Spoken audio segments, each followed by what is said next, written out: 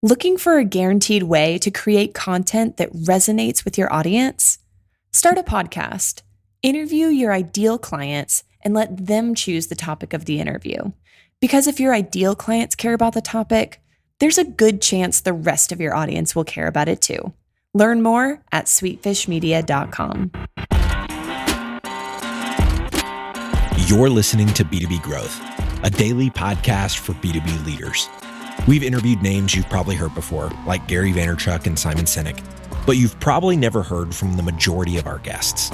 That's because the bulk of our interviews aren't with professional speakers and authors.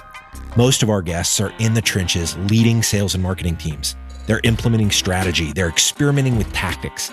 They're building the fastest growing B2B companies in the world. My name is James Carberry. I'm the founder of Sweetfish Media, a podcast agency for B2B brands, and I'm also one of the co-hosts of this show.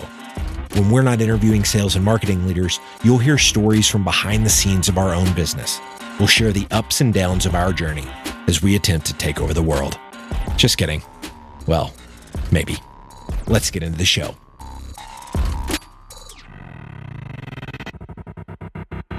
Welcome back to B2B Growth. I'm your host for today's episode, Logan Lyles with Sweetfish Media. I'm joined today by Chip Rodgers. He is the VP of Marketing and Alliances over at WorkSpan and also the host of the Alliance Aces podcast. Chip, how are you doing today, sir?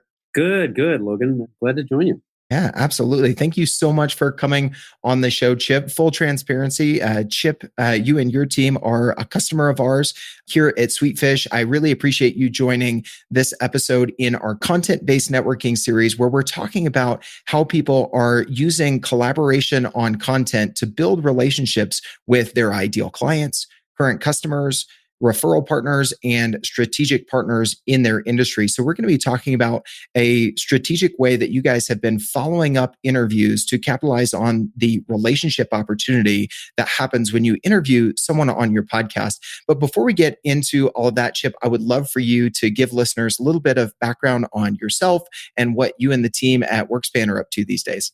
Yeah.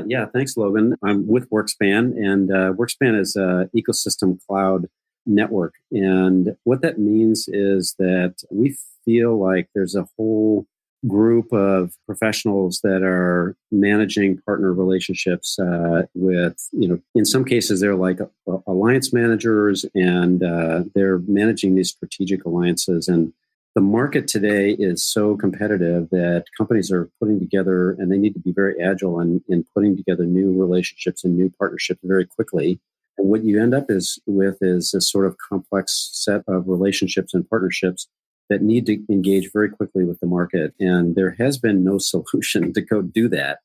Everything's been very sort of isolated and siloed. And so what WorkSpan is doing is really trying to create this network of go-to-market activities. And we feel that this whole group of people, alliance managers and partner managers, have really been underserved. And so the whole concept of a podcast, we started the podcast last year, and it really has resonated well with us, and I think with our audience and with these alliance professionals, where it's just they're doing amazing work, and there's really nobody sort of paid attention and kind of brought out these great stories. And so we've at this point done already over 70 interviews with different alliance professionals, and it's been a great journey. I just really learned a lot along the way, and it's been great making connections with these folks. Absolutely. You've been doing a phenomenal job as a host and really engaging folks there. You actually had a story that you told me recently where you guys were called out in a good way on LinkedIn, where someone tagged you guys and referenced the show. Can you tell that story real quick? Because I think it speaks to the power of the brand awareness and your position as a thought leader in the alliance space that you guys were aiming for. And it was kind of brought home with a recent story you shared with me, right? Yeah. So it was actually a guy that apparently heads alliances, heads partnerships at Facebook. And he sort of put out this question to the LinkedIn universe and said, hey, does anybody know, really good people that are passionate about alliances and partnerships? And our CEO actually, sort of chimed in and said, because we also created last year, we launched a community called Alliance Aces.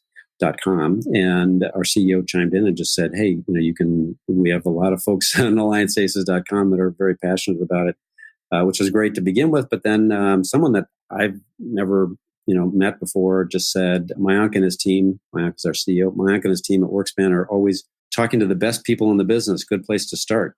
I'm like, gosh, I don't even know who this person is, but I guess they're a listener. And it was kind of nice to see. So. Yeah, that's fantastic when you get unsolicited positive feedback from someone that you don't have a direct connection with. But I've seen that myself as, a podcast host where people have that connection with you because you are in their ears quite literally consistently, and the sound of your voice is there. And so I love that intimacy with your team can spread much more quickly. And I think, that's something that a lot of marketing leaders are thinking about if they're thinking about starting a podcast or they're aiming for with their podcast. And so I love your story there and how that reiterates the value.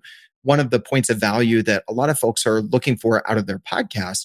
The other side that we talk a lot about here that I think a lot of folks aren't necessarily capitalizing on with their podcast or other forms of content collaboration with people in their market is not only the one-to-many aspect that you get of the brand awareness, but that one-to-one relationship with the person you're collaborating with. So in the case of an interview-based podcast, the guest on your show. So I would love for you to frame for listeners, Chip, what you told me about the opportunity that's there with the connection with your guest. We've touched a little bit on, the connection that you can build with listeners that are not familiar with you yet. I think most people get that. What is your view on the opportunity there with the relationship with the guests that you have on your show? Yeah. So as I mentioned, we've done now over 70 interviews, and last year I think we were maybe up to 40 or 50. And you just have these great conversations, and I feel like this sort of warm relationship with the person that I've talked to, and I think that the feeling is mutual. They appreciate the sort of the recognition of the work that they've been doing, and kind of getting the word out about what they're doing and out to our audience. And we thought, well, why don't we reconnect with these folks? And so we had just set up something with our BDRs actually, but who helped sort of operationalize it. But we basically had an email coming out from our one of our co-founders and chief customer officer saying, and what they did was and he actually listens to all the podcasts as well. So we sort of went through and just said, it was really interesting that, you said, X, Y, and Z, and I'd love to chat with you about it. I think we're on the same page or whatever. I mean, each one was sort of a customized message that said, right, really interesting.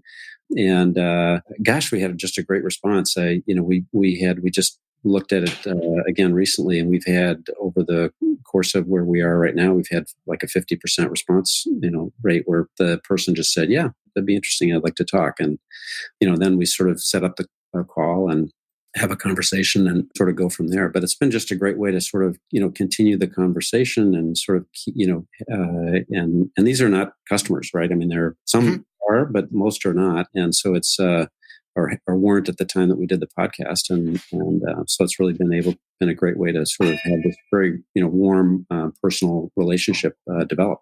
Yeah, absolutely. I totally relate to what you're saying there, Chip.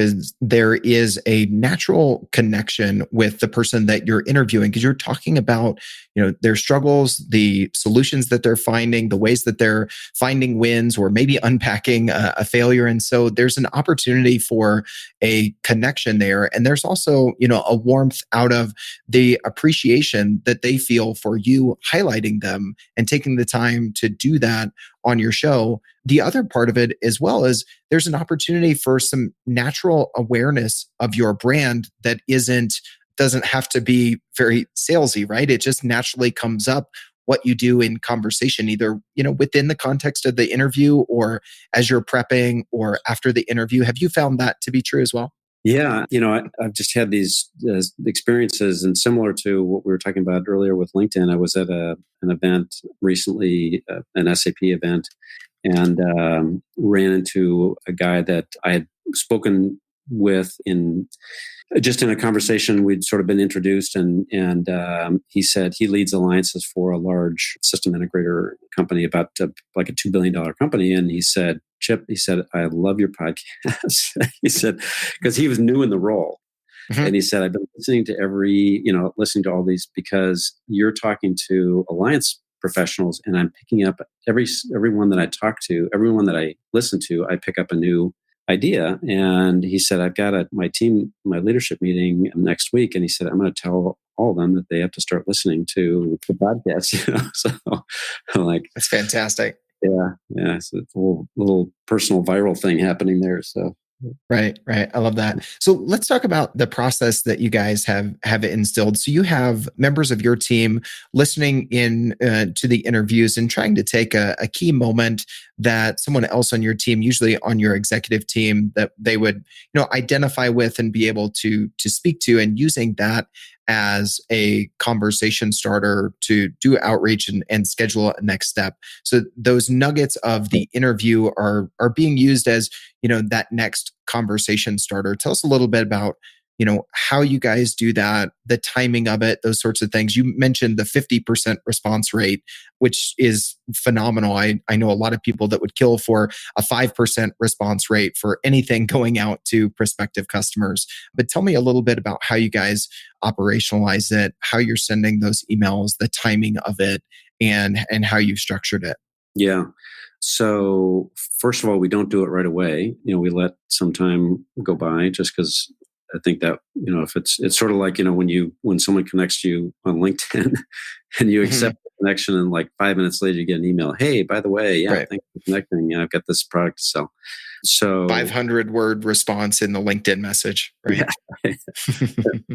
So yeah, we'll let 2-3 weeks or a month go by and sort of have a natural cadence to it, and then we go pretty much the way that you described. Now Sweetfish is awesome because you guys do all the front and back end, and I just kind of do the interview. And so part of that back end is turning everything, transcribing everything, and turning it into a blog that then we post. So we actually have some of the sort of key points that are right in the blog as well. The team then also listens to the podcast to pick up on those points and see what might resonate with our chief customer officer. And then they send the email actually through, it comes out, from his email. Okay.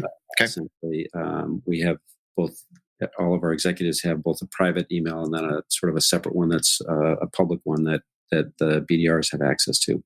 So it comes out from them. And then if there's a response, then again, a lot of times our chief customer officer is just interested and listens to the podcast as well. But if he hasn't listened to the podcast, then he'll make sure to actually listen to the whole thing ahead of time, so that there's a real sort of immediate awareness and connection that they can connect on. So, yeah, and then absolutely. Yeah. So one, you're building awareness of your brand with folks that are agreeing to be on the show. They're getting to know you. You guys are having a conversation that is not product or service centric. It's about the industry as a whole and the challenges that they're facing. So you've got that awareness piece, and you're leveraging different things like the blog post that comes out of the episode and having your team listen for specific snippets, and then working that into the email cadence that goes out to the guest after some time, and thinking thoughtfully about the timing there. And you're seeing about a 50% response rate to agreeing to a follow-up conversation on something probably not directly related to your product, but directly adjacent to it, to where there's probably some natural follow-up there. And so to me, what I see that you guys are able to do, Chip, is a lot of the steps that salespeople are trying to take to build some just awareness, build some credibility, and build some trust with decision makers at their target accounts. You guys are doing that at multiple layers of the organization in a very systematic way that allows several of those first steps that have to happen to really get, someone engaged and thinking of you top of mind once they are ready to buy. You're doing that, but in a very systematic way. What are some of the things you've seen from those conversations, those meetings that are being accepted when people are responding to that follow-up outreach from your executive team and they're chatting with your chief customer officer? How do those tend to go? What are some of the benefits you guys have seen in that next step that you guys are setting up, teeing up after the podcast? Yeah, I mean, one of the things you're right. I think one of the things that's interesting about the podcast is, again, even though it's our intention is to sort of showcase stories and make heroes out of these folks that have we feel have been kind of underserved in the market. Sort of through that process, and I think just a natural curiosity, right? They're like, oh, who's this person I'm talking to? And they get to know a little bit about WorkSpan and so at the point that that conversation takes place, they have some awareness, and then we've had really good sort of follow-up activity, from that as well, where things have then progressed and they've, made other introductions, and it's turned into opportunities, with those companies, either with the actual person that I've interviewed or with others in the organization that they've helped us navigate to. Mm-hmm. Yeah, I love that aspect of, you're still telling stories, you're building community, you're reaching people that you wouldn't have reached otherwise, like the 2 stories that you told of people not in your network that told you, both on LinkedIn and directly at a conference that they love your podcast. But at the same time, there's value to the organization and there's additions to the community happening with the people that you're interviewing as well, because you're not just sitting alone with a podcast, just talking about your brand or your product. And so you're getting both benefits there. And I love the way that you guys are executing that. Chip, if anybody listening to this really is struggling with developing partnerships and alliances in their business and really struggling with some of the things that your podcast speaks to, what's the best way for them to follow up with you, stay connected, find your show, Alliance Aces? Well, a lot of ways. First of all, the most direct is just my email is chip@workspan.com, but we're also at workspan.com. The community is at allianceaces.com, and we have all of our podcasts are published there as well. And then it's Alliance Aces on iTunes and Spotify, and I think Google Play as well. So, Awesome. All right. Well, Chip, it is always great to talk with you. And I appreciate you sharing a little bit of a peek behind the curtain in how you guys are using your podcast, using this strategy that we talk about a lot here at Sweetfish of content-based networking to build those relationships. And you guys are doing a phenomenal job building the community and building up a bank of stories and lessons for folks that are trying to build stronger alliances and partnerships and do it in a way that's scalable. So love what you guys are doing. Always great to chat with you, and fantastic that we got to share this with listeners today. Awesome. Thanks, Logan. And, back at you. We really appreciate the work that you and the Sweetfish team do for us, every day and every week. And a year ago, we never would have envisioned being, having 70 podcasts out there, but you just keep, you sort of keep doing it. And all of a sudden you get this big library of really interesting content that helps build your brand. So thank you. We wouldn't have been able to do it without Sweetfish sort of managing all of the, like I said, the front end, all the invitations and finding people that, would be interested in joining, and then the sort of production aspects afterwards, turning it into a blog, posting it up on, and doing a follow-up email and the whole thing. So really appreciate the support that you and the team give us all the time. So thanks, Logan. Really appreciate it. Yeah, Chip, I can't tell you how much I appreciate those kind words, that the checks in the mail for that vote of confidence right here on the podcast. It is, you guys are phenomenal to work with, Chip. I appreciate you sharing the story today, and obviously the kind words as well, and looking forward to continuing on in that partnership together. Thank you so much for being on the show today. Awesome. Thanks, Logan. We totally get it. We publish a ton of content on this podcast, and it can be a lot to keep up with. That's why we've started the B2B Growth Big 3, a no-fluff email that boils down our 3 biggest takeaways from an entire week of episodes. Sign up today at sweetfishmedia.com/big3. That's sweetfishmedia.com/big3. 3.